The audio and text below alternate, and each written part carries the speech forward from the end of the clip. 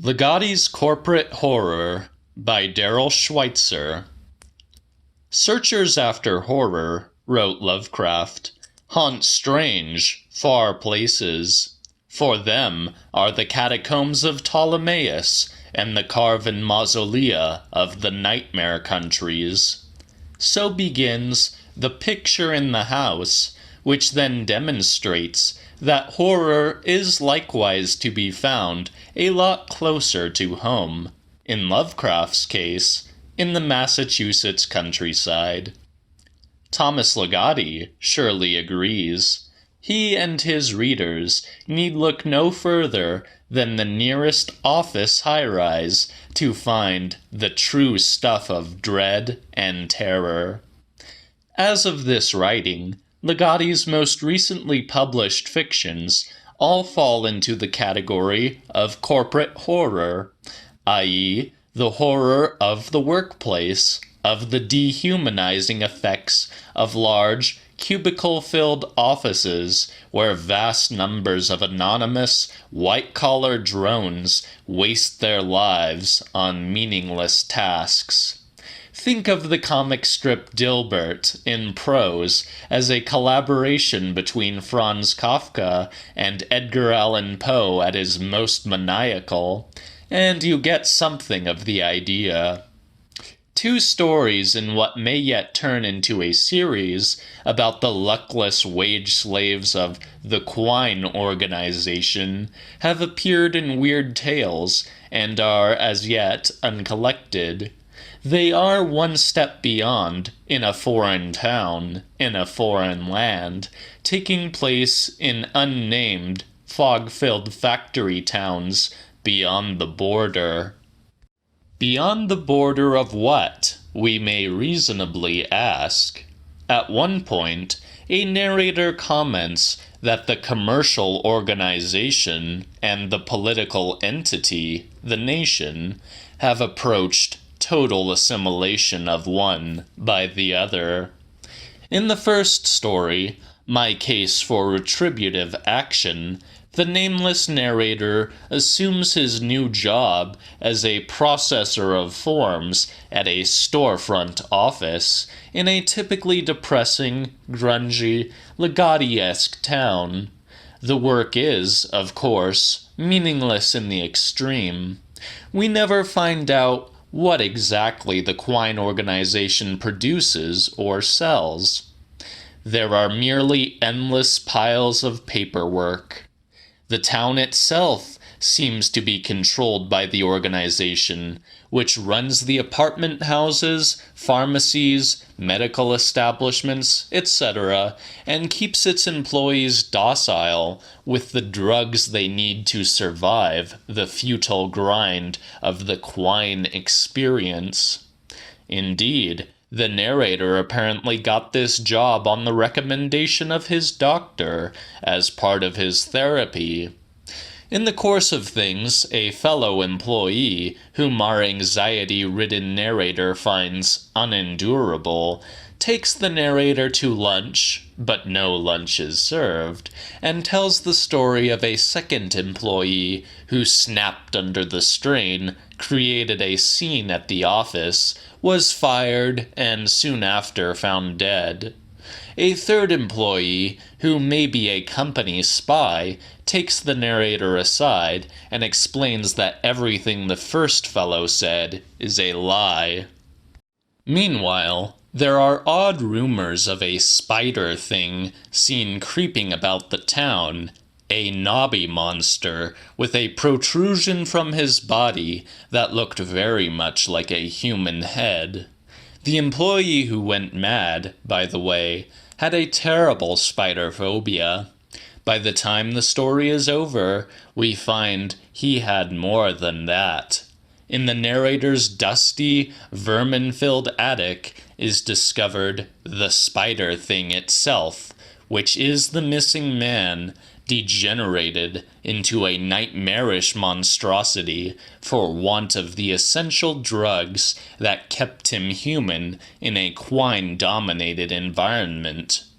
The hero kills this thing to put it out of its misery, but he also extracts 2 vials of its venom, with which he is to carry out his revenge, first against his doctor-therapist, then against, presumably, the company.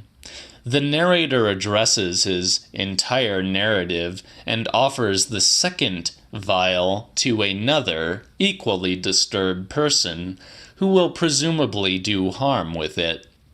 In the semi-sequel, Our Temporary Supervisor, an anonymous narrator, possibly the same person, though there is no indication of it, puts aside any youthful dreams he might have had of a more interesting life and accepts a dead-end job at a Quine Organization factory. Instead of shuffling papers, he works non-stop, with barely time off for sleep, assembling incomprehensible metal parts. The job is easy, his fellow workers congenial enough, though a more mind-numbing existence would be hard to imagine. Again, we are in a gloomy, fog-filled company town near the border.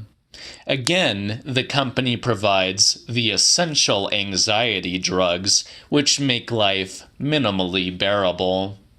One day, the regular supervisor goes away on company business and is replaced by something. Again, a single employee snaps, storms into the office, and meets an unknown fate.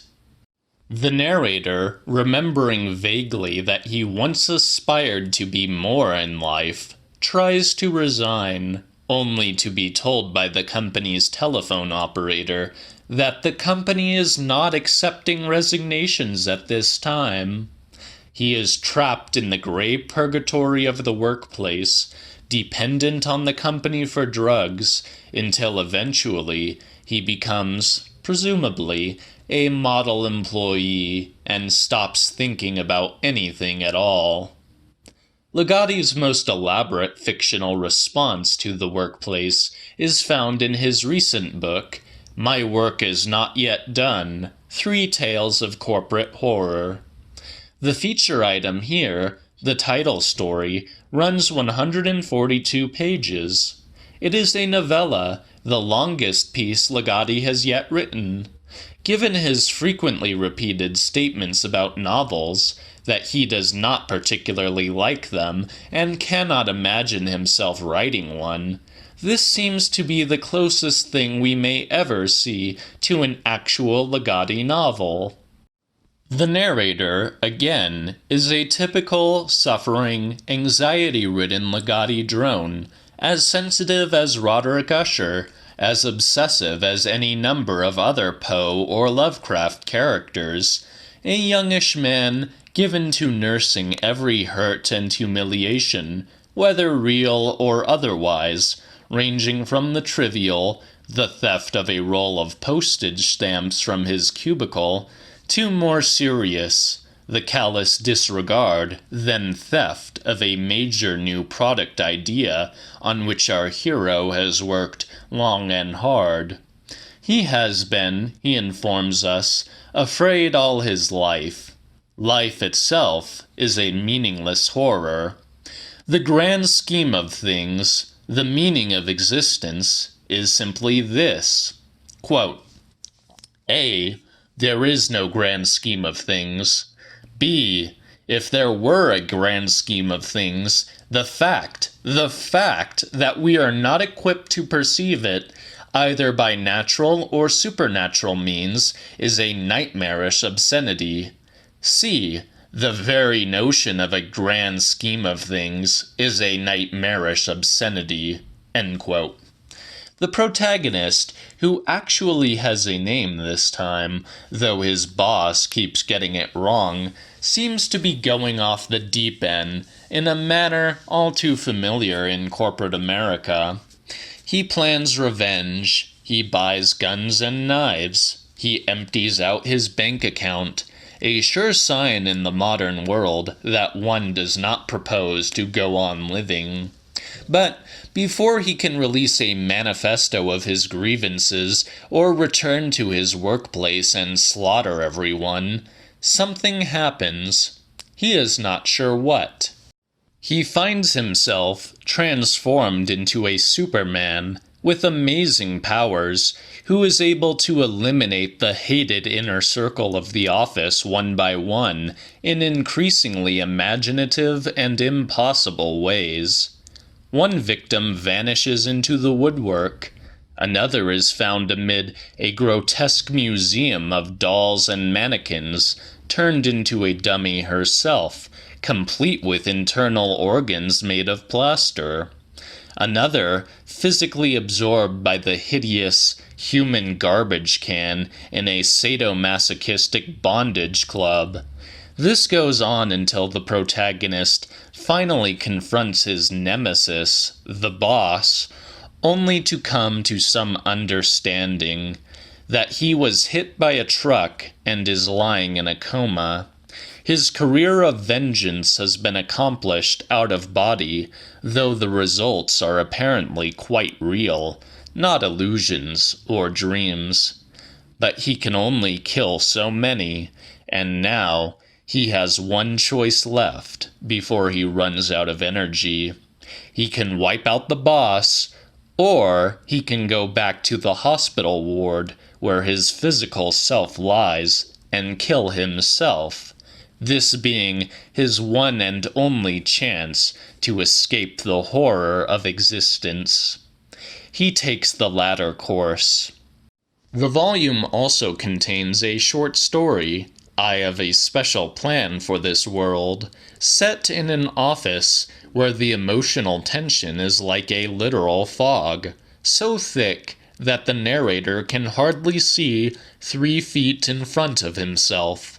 When he finally confronts the disembodied presence of the corporation in a lavatory, he breaks a window to allow the presence to pour into the city outside. The crime rate goes up. The city becomes known as Murder Town. The book closes with The Nightmare Network, a series of bizarre and surreal advertisements and memos which could only come from the world of Ligotti Incorporated. For example, memo from the CEO.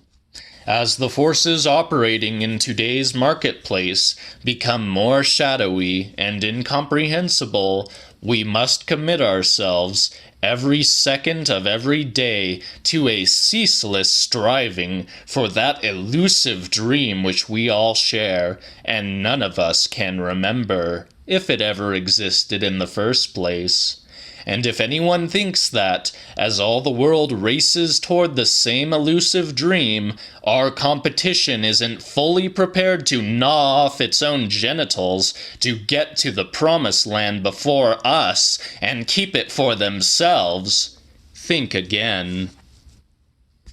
What does all of this mean?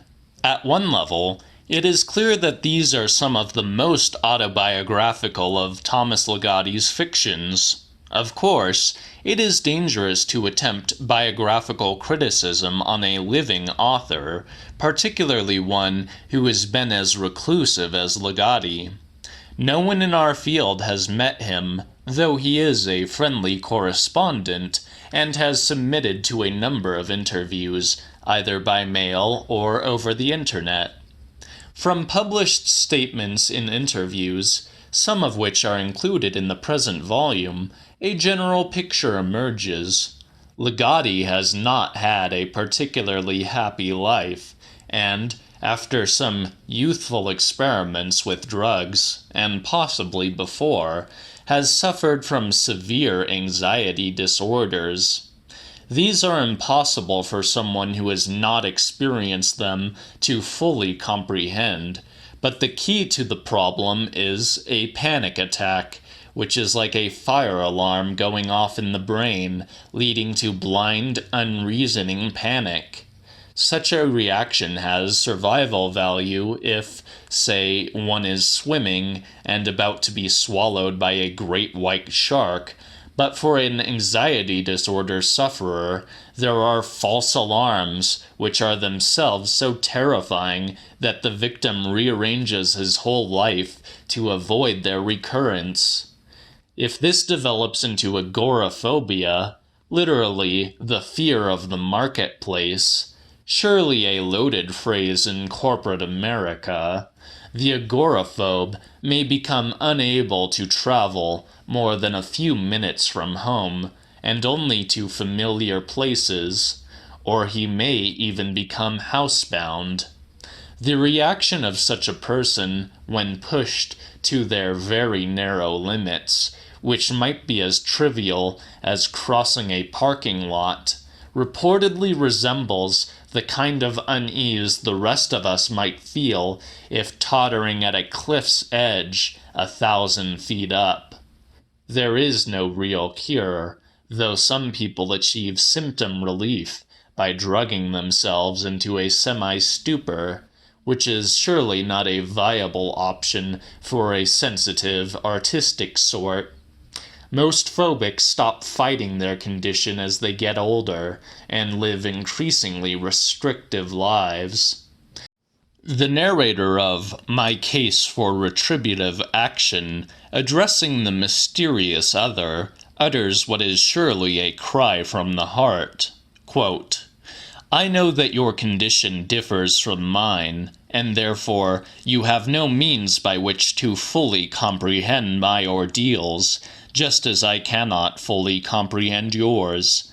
But I do acknowledge that both our conditions are unendurable, despite the doctor's second-hand platitude that nothing in this world is unendurable. I have come to believe that the world itself, by its very nature, is unendurable. It is only our responses to this fact that deviate. Mine being predominantly a response of passive terror approaching absolute panic, yours being predominantly a response of gruesome obsessions that you fear you might act upon. End quote. We consider further the last ravings of the protagonist of My Work Is Not Yet Done.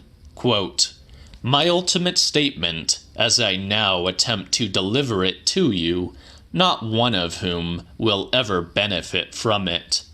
People do not know and cannot face the things that go on in this world, the secret nightmares that are suffered by millions every day, and the excruciating paradox, the nightmarish obscenity of being something that does not know what it is, and yet believes that it does know, something that in fact is nothing but a tiny particle that forms the body of the great black swine which wallows in a great river of blackness that looks to us like sunrises and skyscrapers, like all the knotted events of the past and the unraveling of these knots in the future, like birthdays and funerals, like satellites and cell phones and rockets launched into space, like nations and peoples, like the laws of nature and the laws of humanity, like families and friends, like everything, including these words that I write. End quote. There is considerable irony in all this. The character in My Case for Retributive Action inflicts a hideous doom upon his therapist, all the while reassuring him, as he himself had been reassured, that nothing is unendurable. The narrator of My Work Is Not Yet Done is over the top, more often than not, as grim and as funny simultaneously as Montresor in Poe's A Cask of Amontillado. There is always an arch detachment in Ligotti's fiction. His stories are not painful, self-pitying cries. They are appreciations of the absurdity of existence. Small surprise that the god of the small town of Murica is a harlequin in The Last Feast of Harlequin. This attitude is consistent throughout the whole of Ligotti's work, whose dominant characteristic may be therefore described not as horror or fear, but truly dark and terrible laughter. His fiction is decidedly postmodern in that it is completely self-aware. His narrators, such as the one in My Work Is Not Yet Done, quoted above, or even more memorably, that of the masterful Nethyscurial, often subtly mocking us, extrapolate the absurdity and unreliability of the universe into their own words, into the text itself. This being so, an autobiographical reading of Ligotti's corporate stories seems to work, but is itself an imaginative construct of limited usefulness. True, Mr. Ligotti recently quit a long-held office job and removed himself from Michigan to Florida, an uprooting which cannot have been easy for someone who suffers from anxiety disorders. True, too, he used to live in Detroit, which is known as the murder capital of the USA, whether this was caused by a golden miasma pouring out of the broken window of a corporate restroom or not. Only Ligotti knows how much is really true, and he may find the definition of truth fluid or even moot.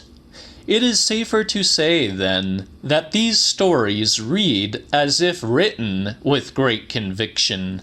At the same time, they persist in reminding us of their artificiality through their various elaborate narrative devices. They are, perhaps, as autobiographical as the stories of Franz Kafka, another keen appreciator of the bleak absurdity of existence.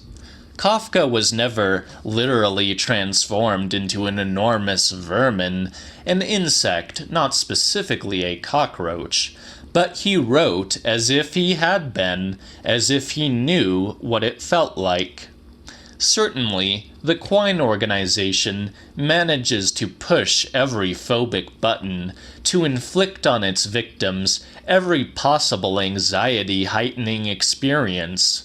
These corporate horror stories certainly read as if they are personal nightmares born out of experience. It is a safe bet that, at the end at least, Thomas Ligotti didn't like his job and did not flourish in an office environment.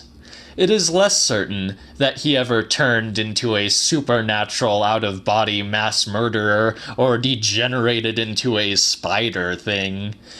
It may well be that he has learned to cope with the awfulness of reality through the metafictional constructs of his fiction, by recognizing the joke of human existence and learning to laugh at it.